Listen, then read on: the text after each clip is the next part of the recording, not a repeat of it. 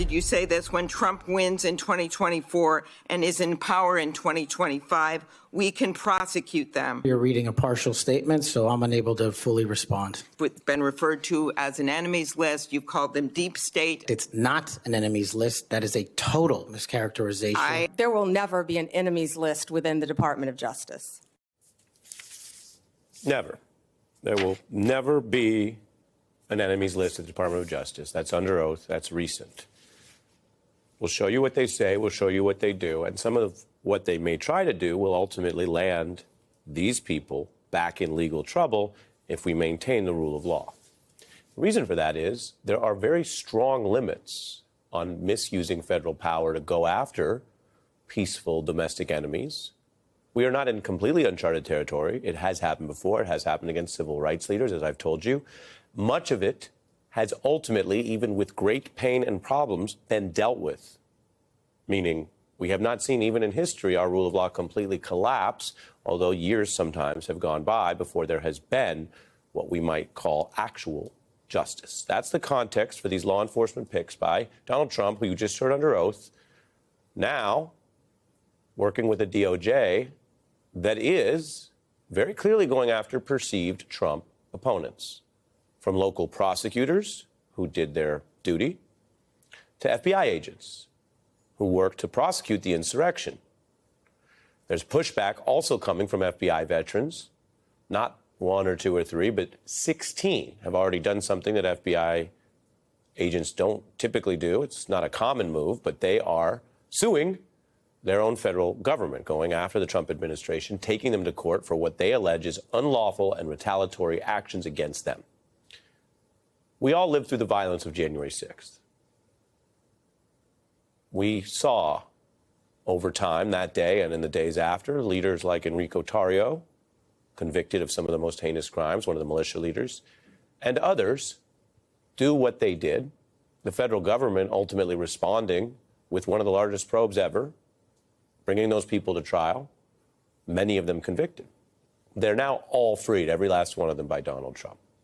Veteran agents say that given that history, which we just lived through, and these newly immunized, freed federal convicts, these agents, their families now place immediate danger of potentially illegal retribution by the now pardoned January 6 convicted felons.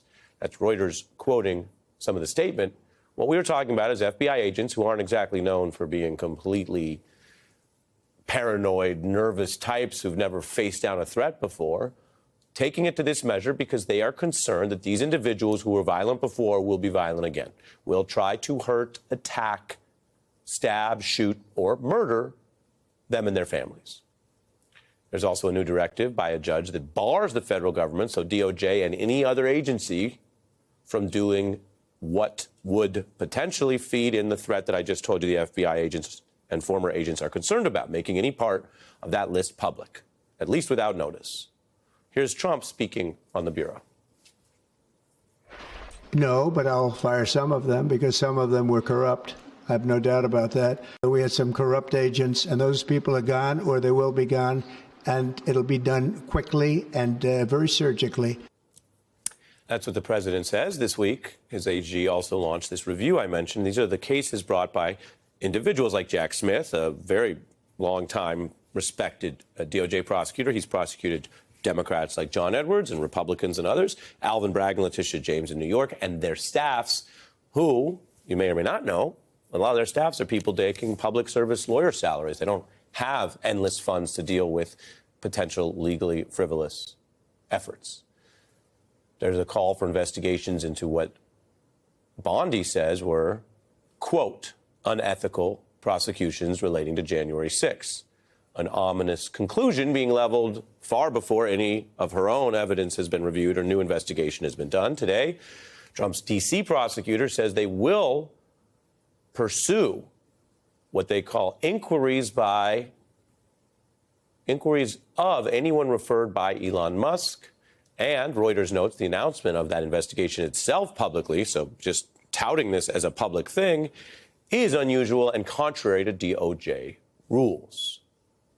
To which you might say, of course. And you'll notice how the friction is working. We try to follow the evidence and the quotes here. I am not freelancing, and I certainly am not trying to be overly alarmist. But when I report to you that former FBI agents are warning about looming violence encouraged and legally immunized by the sitting president, we should pay attention.